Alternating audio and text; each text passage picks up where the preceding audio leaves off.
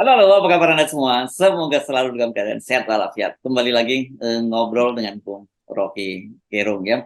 Bung Rocky, kita kelihatannya edisinya ini masih lanjutan dari edisi kemarin nih, soal Pilpres 2024 yang sekarang ini muncul istilah yang menarik ini dari anggota fraksi PDIP Johan Budi ya. Dulu kita tahu ini dia pernah jadi juru bicaranya KPK, juru bicaranya Pak Jokowi dan kemudian membentuk Dewan Kolonel ya yang mendukung Puan. Jadi jadi dia menyebut gini, istilah dia adalah bahwa Pilpres kali ini tuh cuman ini lawannya ada yang berhadapan itu fotokopi Pak Jokowi, terus kemudian berhadapan dengan lawannya Pak Jokowi. Ya, kalau dia tidak menyebut siapa yang dimaksud dengan fotokopi Pak Jokowi, tapi dia memberikan clue itu dengan dengan baliho-baliho di mana banyak ada calon presiden yang selalu mendampingkan fotonya dengan Pak Jokowi dan kata dia ya, itu pasti ada Ganjar dan juga ada Pak Prabowo begitu ya. Jadi ini istilah yang menarik gitu. Di satu sisi kemudian saya baca kalau cuma lawan fotokopinya Pak Jokowi, lah Pak Jokowinya aja kita kan sekarang pengennya berganti dong. Masa Pak Jokowi, masa lagi lawan fotokopi Pak Jokowi yang kita pilih gitu. Ya, saya anggap PDIP berupaya untuk memperlihatkan sinisisme, Yes. terutama pada Gerindra, pada Prabowo tuh. Mm-mm. Tetapi kalau kita lihat sebetulnya, kalau kita pakai metafor fotokopi ya oke, tapi lebih mungkin kalau kita pakai metafor kapal-kapal yang mencari pelabuhan tuh, mau Oke. berlabuh atau perahu-perahu yang lagi cari ikan itu, cari rezeki di laut tuh. Mm-mm. Rezeki PDIP adalah kalau Jokowi itu jadi mercusuar. Jadi bagi PDIP atau bagi Ganjar, Jokowi itu semacam eh, apa namanya nih, lampu penuntun di tengah kegelapan tuh. Dan itu yang membuat kita lihat bahwa ya PDIP akhirnya harus tunggu sinyal dari Jokowi, kan itu artinya tuh. Dan masih mendekat juga ke Jokowi itu. Jadi mercusuar bagi PDIP, Jokowi adalah mercusuar. Tapi bagi Prabowo, bagi Gerindra, Jokowi itu perahu doang. Kan kita melihat hal yang berbeda tuh. Karena Gerindra sendiri udah punya semacam ide fix bahwa Prabowo harus jadi presiden at all cost. Dan Pak Prabowo kemarin dengan enteng itu mensiasati koalisinya dengan merangkul dan membentuk koalisi baru, koalisi Indonesia Maju. Nah, Kim ini sebetulnya juga fotokopian dari Jokowi itu. Tetapi bagi Prabowo ini memang fotokopi, yang asli adalah ketetapan hati Prabowo untuk maju sebagai presiden. Jadi Prabowo memanfaatkan perahu Jokowi untuk tiba di pelabuhan. Kalau perahunya nggak cukup ya dia pakai perahu lain. Tetapi PDIP cuma punya mercusuar. Kalau mercusuarnya mati, ya mati juga PDIP kan. Itu bedanya tuh. Dan kita mulai melihat bagaimana sebetulnya Jokowi ya lama-lama dia sendiri jadi fotokopi dari dirinya tuh, karena nggak jelas tuh apa sebetulnya yang dia inginkan di dalam kalkulasi hari ini.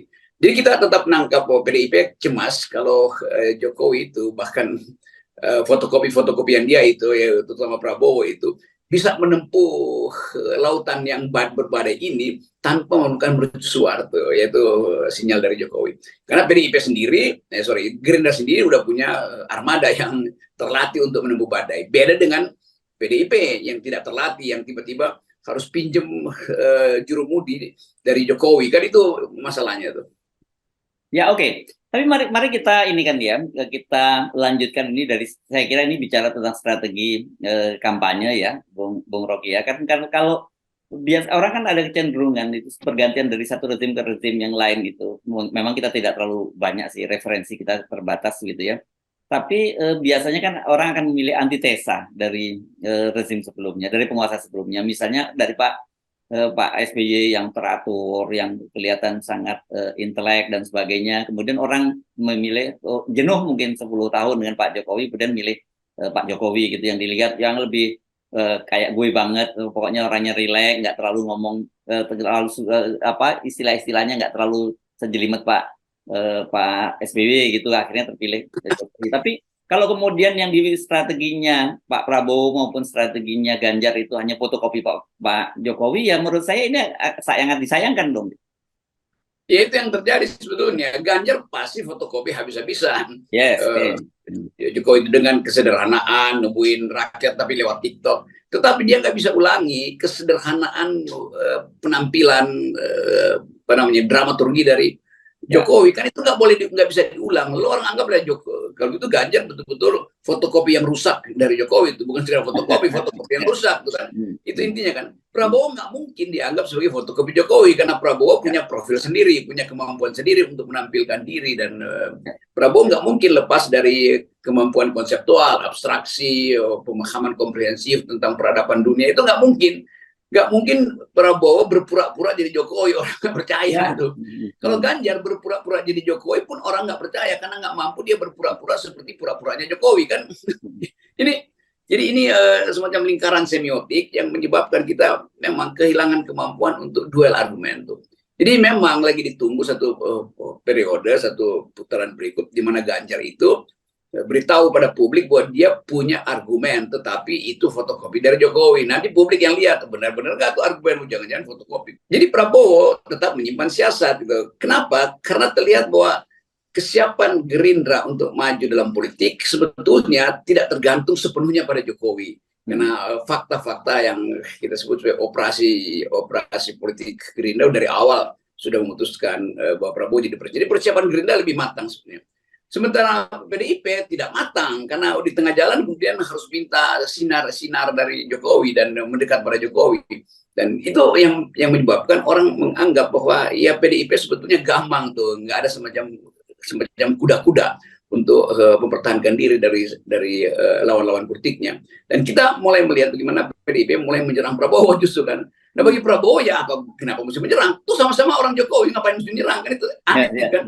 Ngapain ini PDIP menyerang Gerindra tuh. Sementara Gerindra selalu menganggap yaudah kalau semakin diserang, kalau ada yang menyeberang ditampung juga kan.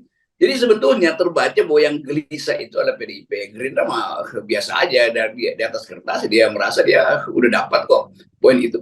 Ini yang menyebabkan PDIP akhirnya berupaya untuk sindir menyindir aja tuh. Dan saya lihat Gerindra nggak mempan disindir, bahkan Gerindra tidak pernah menyindir PDIP itu. Jadi itu intinya tuh. Ya. Oke, jadi kalau tadi Anda menyebut fotokopi rusak dan satu fotokopi dengan yang berbeda, sentuhan berbeda, mungkin kalau kita analogikan yang lebih mudah, ini kalau lagu gitu ya, penyanyi lagu, mungkin Ganjar ini betul-betul akan menyanyikan lagu yang sama persis, dan bahkan dia juga sampai kemasan, cengkoknya, pemusiknya, pengiringnya, itu semua sama dengan Pak Jokowi gitu. Sementara Pak Prabowo akan menyanyikan lagunya Jokowi, tapi mungkin dengan aransemen yang berbeda, begitu ya?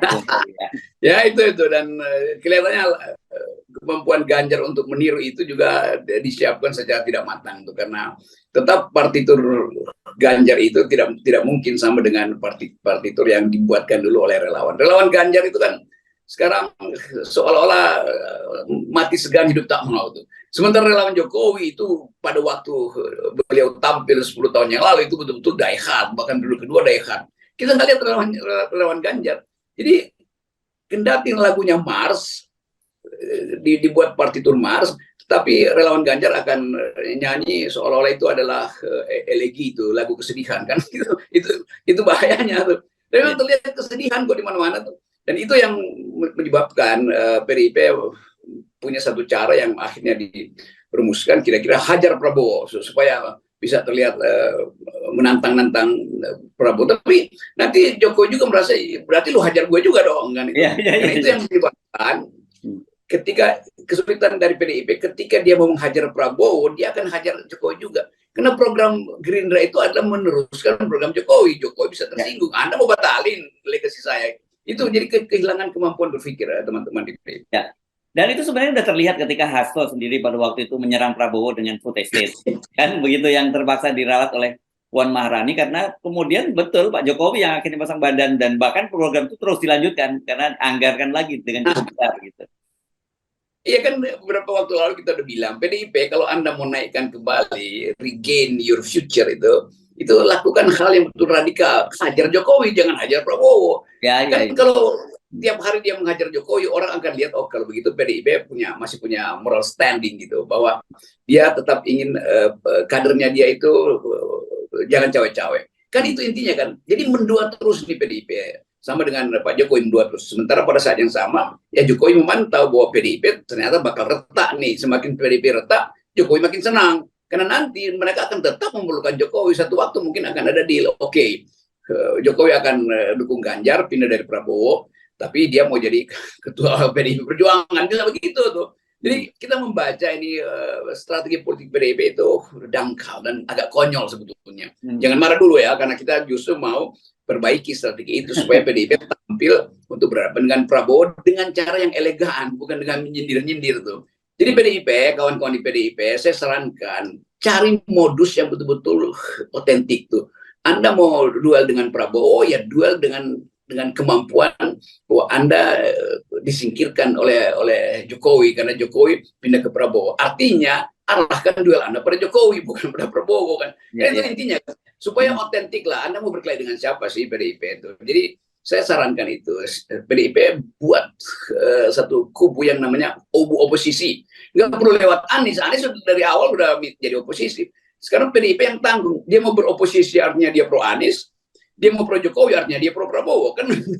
Jadi terjepit lah gitu. Jadi sama kayak kertas fotokopi dijepit di antara dua plate. Oke.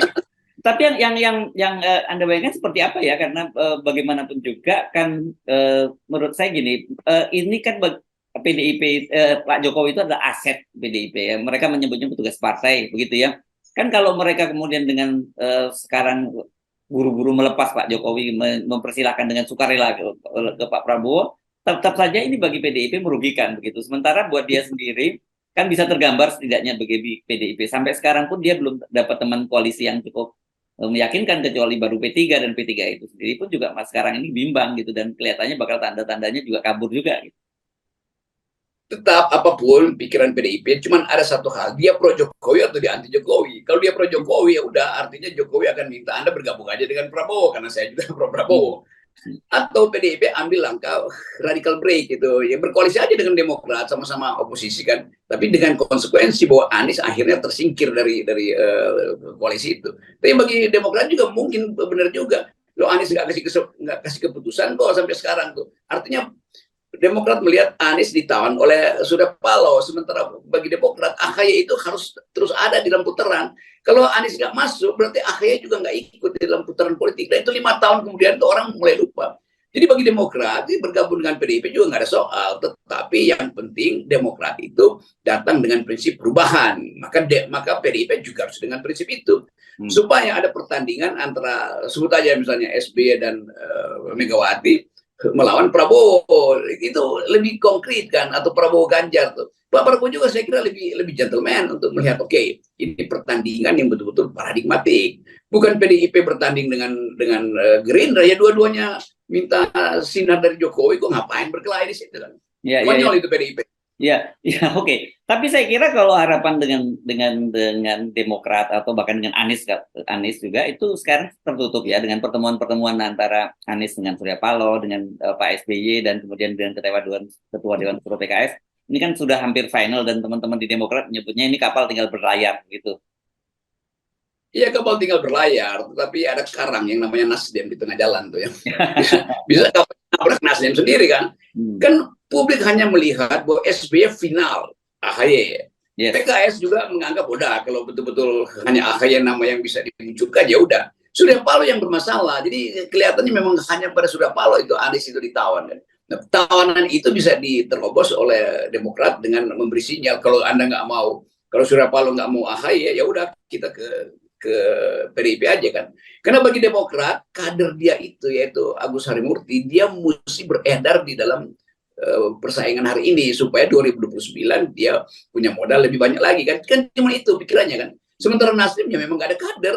Anies kan bukan kader Nasdem, Anies itu kader relawan lalu ditemukan oleh Nasdem, lalu Nasdem ucapkan itu secara dramatis dan romantis bahkan. Nah sekarang Surya Paloh tuh kehilangan dramanya tuh karena nunda-nunda session kan, itu jadinya kan sehingga orang anggap ya Surya Paloh memang nggak berani kalau begitu untuk perubahan, jadi gampang tuh. Ya. Dan saya kira ini dalam situasi sekarang ini ujian semua bagi para, baik buat Surya Paloh, buat kemudian juga Ibu Megawati dan sebagainya, harus segera memutuskan gitu ya.